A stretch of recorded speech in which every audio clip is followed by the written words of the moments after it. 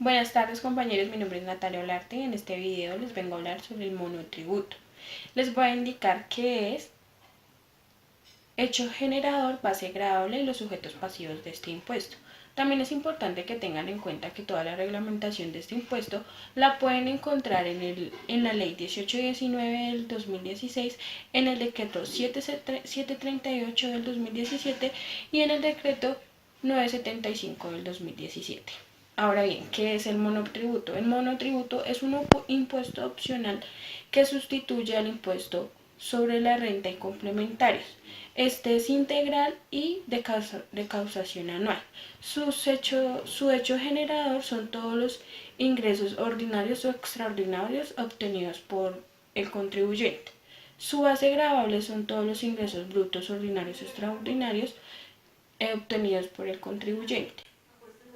¿Quiénes son los sujetos pasivos de este impuesto? Son todas las personas que hayan obtenido unos ingresos brutos ordinarios o extraordinarios dentro de 1.400 a 3.500 VT. También son aquellos que desarrollan su actividad económica dentro de un establecimiento que no supere los 50 metros cuadrados. También son todas las personas elegibles dentro de los servicios sociales complementarios de beneficios económicos periódicos. Y por último, que tengan como actividad económica una o más incluidas en el renglón en la división 47 de comercio al por mayor y al por menor, y la actividad 9602 peluquería y otros tratamientos de belleza. Buenas tardes compañeros, mi nombre es Zuleima Acevedo y el día de hoy les vengo a complementar el tema del monotributo. Este es un impuesto que sustituye al impuesto sobre la renta y complementarios. Este se presenta de forma anual en el formulario 250 adoptado por la DIAN de acuerdo a los contribuyentes que se acojan voluntariamente a este. Este impuesto se creó con el fin de impulsar la formalidad, simplificar y facilitar el cumplimiento de las obligaciones tributarias. Además de esto, los contribuyentes del monotributo están sujetos a la retención en la fuente del impuesto sobre la renta y complementarios. Pero ¿cuánto se debe pagar en el esquema de monotributo? El valor anual que se debe pagar por el monotributo dependerá de la categoría a la que pertenezca el contribuyente de acuerdo a esta tabla. Como vemos, existen tres categorías. De acuerdo a un mínimo y un máximo de ingresos brutos anuales se debe pagar este impuesto. Al pagar el monotributo por el BEPS, que significa beneficios económicos periódicos, obtenemos los siguientes beneficios: posibilidad de afiliarse a la caja de compensación, ahorro para la vejez, seguro por enfermedad grave o un seguro funerario en caso de muerte, uso del datáfono sin retención en la fuente y cumplir con la obligación de tributar. También existe el pago del monotributo por riesgos laborales, que también tiene los siguientes beneficios: aportes a riesgos laborales, posibilidad de afiliarse a la caja de compensación, uso del datáfono sin retención en la fuente y cumplir con la obligación tributaria. Como requisito mínimo para acceder al monotributo por riesgos laborales, el contribuyente debe haber hecho cotizaciones al Sistema General de Pensiones por lo menos durante 8 meses, continuos o discontinuos, pero esto no le exime de que realice la cotización por los 12 meses del año. Según la Ley 1819 del 2016, reglamenta la destinación del monotributo, que dice que los recursos serán transferidos a las entidades administradoras del Sistema General de Seguridad Social en Salud y al Fondo de Riesgos Laborales según sea el caso. Y por último, los sujetos que no pueden optar por el monotributo son los siguientes: las personas jurídicas, las personas naturales que obtengan rentas de trabajo y las personas naturales que obtengan de la suma de las rentas de capital y dividendos más del 5% de sus ingresos totales. Muchas gracias. Buenas tardes, les voy a hablar sobre el decreto 1850 del 2017 SOMAT, que son las zonas más afectadas por el conflicto armado en Colombia, y la reforma tributaria ley 1819 del 2016. artículo 237 y 238. Estos son beneficios tributarios en la parte de renta y ganancias ocasionales que otorga el gobierno a todas aquellas personas naturales, entidades o inversionistas que empiecen a operar en estas zonas. Estas empresas deben estar inscritas ante Cámara y Comercio, haber empezado su operación desde diciembre 29 del 2016. Estos beneficios son por 10 años, se empiezan a aplicar paulatinamente a partir del 2017. Y esto se hace con el fin de que en estas zonas se genere empleo, se formen grupos organizados, étnicos y campesinos, se promueva el desarrollo social y económico y se cierren las brechas sociales y económicas que hay en estas zonas y en el resto del país. Tenemos que a la fecha en Colombia hay 356 municipios SOMAT en 29 departamentos, donde Caldas, Atlántico y San Andrés no son SOMAT.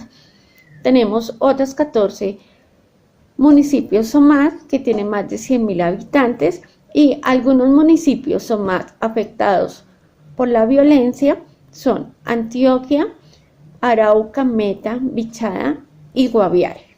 Gracias. Buenas tardes, compañeros. Como ya lo explicó la compañera, que es el SOMAC, yo les voy a explicar el tema sobre las obras por impuestos del artículo 238 de la ley 1819 de 2016. Este obra por impuestos, ¿en qué consiste? En que las personas jurídicas o contribuyentes del impuesto sobre la renta y complementarios con ingresos brutos iguales superiores a 33.600 VT pagarán un impuesto hasta del 50% a cargo de la declaración de renta. Y esta inversión será para los diferentes municipios ubicados en la zona SOMAC. La destinación de estos dineros que se recogen de ese 50% que las empresas dejan de pagar será para agua potable, alcantarillado, energía, salud pública, educación pública o construcción, reparación de infraestructura vial.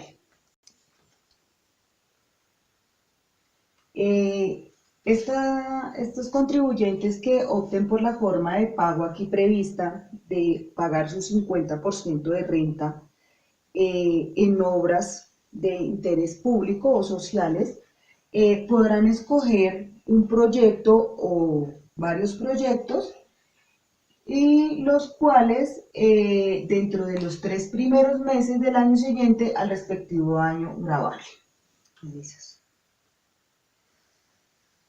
La Agencia para la Renovación del Territorio ART, previo visto bueno del Departamento Nacional de Planeación, aprobará el proyecto seleccionado por el contribuyente teniendo en cuenta la priorización que le corresponda.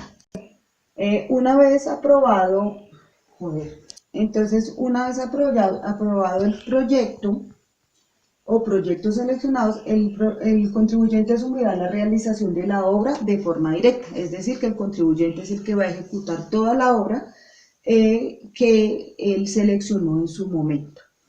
Por lo tanto, cuando la obra ya esté completamente terminada, ya él tenga cómo demostrar que digamos que su obra y que su aporte ya fue realizado, ya él puede tomar la realización de su descuento de su 50% de renta. Es decir, el contribuyente no puede decir que lo hizo y se lo descontó, sino que tiene que demostrarlo con soportes legales. Entonces, por eso aquí dice que la extinción de la obligación tributaria, esta se extinguirá en la fecha en que se produzca la entrega de la obra totalmente construida y en disposición para su uso. Por lo tanto, si el contribuyente no ejecuta la obra, se descuenta ese 50% de renta, va a tener una sanción por incumplimiento del 100% del valor ejecutado y con modalidades ordinarias de pago previstas en el Estatuto Tributario. Los proyectos que financiarán el contribuyente o los contribuyentes, porque se pueden unir conjuntamente para ejecutar estos proyectos, los pueden ejecutar durante un prolongado tiempo y ellos mismos tomarán la decisión en qué momento coger ese 50% de renta y efectuarlo, digamos, en un periodo de tiempo de 10 años, o sea, se puede, digamos, que descontar en un periodo importante, según lo que ha explicado la DIAN. Entonces dice que la aprobación está por el Consejo Superior de Política, la aprobación está por el Consejo Superior de Política Económica y Fiscal, CONFIS, aprobará anualmente un cupo máximo de aprobación de los proyectos para que sean financiados por el mecanismo establecido por el presente proyecto. Entonces el CONFIS, que es una entidad del gobierno, ellos son los que hacen todo el proceso de que si este proyecto es viable, que realmente se va a hacer una obra social y que realmente vale la pena coger ese 50% y descontárselo de la renta y financiarlo directamente para estos proyectos de estas personas, o digamos que para los temas de infraestructura, agua potable, lo que es energía eléctrica, escuelas, salud pública. Entonces digamos que los más beneficiados en esto, digamos que somos en su gran mayoría todos los colombianos y pues las personas más vulnerables del país. En estos casos siempre el CONFIS y pues digamos que el gobierno siempre trata de que todos estos proyectos que se ejecutan a través del mecanismo de obras por impuestos realmente tengan esa labor social de cumplir digamos que las normas y los parámetros para que realmente sea un proyecto que se pueda ejecutar y no que quede, digamos, en solamente el papel, porque obviamente, como lo dijimos anteriormente, esto tiene unas sanciones. Si se descuentan este impuesto del 50%, tiene unas sanciones importantes, entonces también por eso es que el CONFIS lo vigila. Entonces, para poder realizar esta obra en forma directa, entonces lo primero que hay que hacer es depositar el monto total del valor a pagar en una fiducia con destinación exclusiva a la ejecución de la obra objeto del proyecto. Presentar el cronograma de proyecto, contratación de terceros y ejecución de la obra. Celebrar con terceros los contratos, dar inicio a la ejecución de la obra, entregar la obra y autorizar a la fiducia al inicio de que se entreguen los rendimientos financieros al final. Entonces digamos que estos son unos requisitos que se deben tener muy en cuenta porque no los puede ir a hacer el contribuyente y contratar, sino tiene que haber una fiducia por el medio que es, digamos que la entidad encargada de ejecutar el proyecto, pues obviamente el contribuyente le da el dinero y la fiducia es la que hace este proceso. También tiene que autorizar la fiducia al momento de su constitución para cuando se entregue la obra final se reembolse a la nación los rendimientos financieros producidos. Como sabemos, las fiducias pues manejan muchas cantidades de dinero, entonces generan unos rendimientos financieros que en este momento tienen que ser entregados al Estado. La interventoría de la obra estará a cargo de las entidades nacionales competentes. La obligación tributaria se extingue a la fecha de entrega total de la obra, como ya lo habíamos dicho anteriormente. Entonces, las obras por impuestos es algo que es muy importante y que pues tenemos que tener en cuenta que tiene sanciones, que tiene unos procesos y que tiene también una vigilancia por parte del Estado. No es que yo me tome la renta y me la descuente el 50% durante un prolongado tiempo y no ejecute realmente los proyectos. Entonces estas obras por tributación, o bueno, en este caso pues son obras muy importantes, las cuales van a hacer que el gobierno siga incentivando a todas las empresas nuevas y a todas las empresas para que también se comprometan con estas zonas más afectadas, que son las SOMA, que son zonas afectadas por el conflicto armado, las cuales están abandonadas, no hay progreso. Entonces la idea es incluir los campesinos, los indígenas y que todos tengamos una participación, digamos, a nivel social Y bueno, estos incentivos a partir de la ley 1819 del 2016 iniciaron y pues esperemos que se sigan prolongando durante un largo tiempo. Muchas gracias. Feliz tarde.